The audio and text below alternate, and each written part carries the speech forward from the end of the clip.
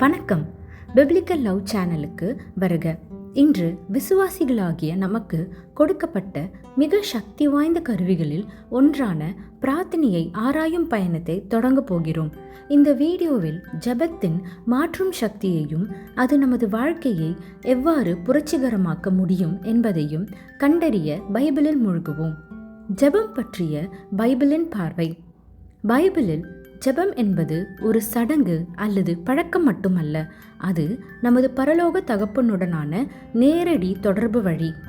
பிலிப்பியர் 4:6 கூறப்பட்டுள்ளபடி, எதை பற்றியும் கவலைப்படாதீர்கள், ஆனால் ஒவ்வொரு சூழ்நிலையிலும் ஜெபம் மற்றும் வேண்டுதல் மூலம் நன்றி செலுத்துவதன் மூலம் உங்கள் கோரிக்கைகளை கடவுளிடம் சமர்ப்பிக்கவும். ஜெபம் என்பது பொருட்களை கேட்பது மட்டுமல்ல, அது கடவுளுடன் ஒரு உறவை உருவாக்குவது பற்றியது. எரேமியா 29:12-13 வரையில், அப்பொழுது நீங்கள் என்னை நோக்கி கூப்பிட்டு என்னிடம் வந்து ஜெபிப்பீர்கள், நான் உங்களுக்கு செவிசாய்ப்பேன். நீங்கள் என்னை தேடுவீர்கள், உங்கள் முழு இருதயத்தோடும் என்னை தேடும் பொழுது என்னை கண்டுபிடிப்பீர்கள் என்று கூறுகின்றது. செயலில் ஜெபத்தின் வல்லமை.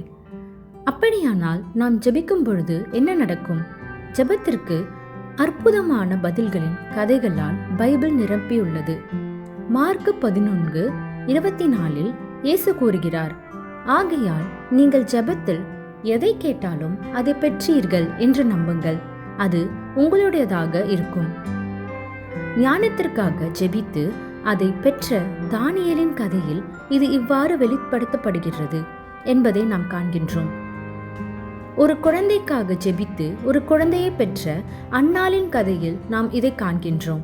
மேலும் ஆரம்ப கால திருச்சபையின் கதையில் நாம் இதை காண்கின்றோம்.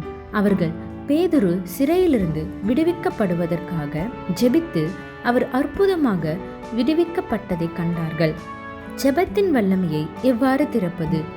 எனவே நாம் சொந்த வாழ்க்கையில் ஜெபத்தின் வல்லமையை எவ்வாறு திறப்பது? இங்கே சில குறிப்புகள் உள்ளன. குறிப்பிட்டதாக இருங்கள். தெளிவற்ற ஜெபங்களை செய்வதற்கு பதிலாக நீங்கள் என்ன கேட்கிறீர்கள் என்பது குறித்து திட்டவட்டமாக இருக்க முயற்சி செய்யுங்கள். தொடர்ந்து இருங்கள். உடனடியாக பதில் கிடைக்கவில்லை என்றால் விட்டுவிடாதீர்கள். தொடர்ந்து ஜெபித்து கடவுளை நம்புங்கள்.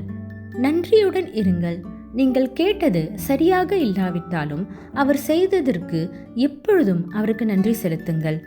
தெசலோனிக்கர் 5:17 கூறப்பட்டுள்ளபடி தொடர்ந்து ஜெபியுங்கள்.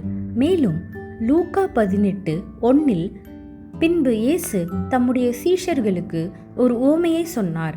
அவர்கள் எப்பொழுதும் ஜெபிக்க வேண்டும், சோர்ந்து போகக்கூடாது என்பதை காட்டுவதற்காக. ஜெபத்திற்கு தடைகளை தாண்டுதல். ஆனால் நாம் ஜெபத்திற்கு தடைகளை எதிர்கொள்ளும் பொழுது என்ன செய்வது? நாம் சோர்வடையும் பொழுதோ அல்லது கடவுளிடமிருந்து தொலைவில் இருக்கும் பொழுதோ என்ன செய்வது? ரோமர் 8:26 கூறுவது போல், அதே போல் ஆவியானவர் நமது பலவீனத்தில் நமக்கு உதவுகிறார். நாம் எதற்காக ஜெபிக்க வேண்டும் என்பது நமக்கு தெரியாது, ஆனால் ஆவியானவர் வார்த்தைகள் அற்ற பெருமூச்சுகள் மூலம் நமக்காக பரிந்து பேசுகிறார். ஜெபத்தின் உருமாற்றும் சக்தி. எனவே நாம் ஜெபிக்கும் பொழுது என்ன எதிர்பார்க்கலாம்? நாம் உருமாற்றத்தை எதிர்பார்க்கலாம், அற்புதங்களை எதிர்பார்க்கலாம், கடவுளுடன் ஆழமான உறவை எதிர்பார்க்கலாம். 2 கொரிந்தியர் 3:18 கூறப்பட்டுள்ளபடி, நாம் அனைவரும் திறந்த முகங்களுடன் கர்த்தருடைய மகிமையை சிந்திக்கின்றோம். ஆவியாகிய கர்த்தரிடமிருந்து வரும் மகிமையுடன் அவருடைய சாயலாக மாற்றப்படுகின்றோம். முடிவுரை. நாம் முடிக்கும் பொழுது ஜெபம் என்பது வெறும் சடங்கு அல்ல, அது நம் வாழ்க்கையை மாற்றக்கூடிய ஒரு சக்தி வாய்ந்த கருவி என்பதை நினைவில் கொள்ளுங்கள்.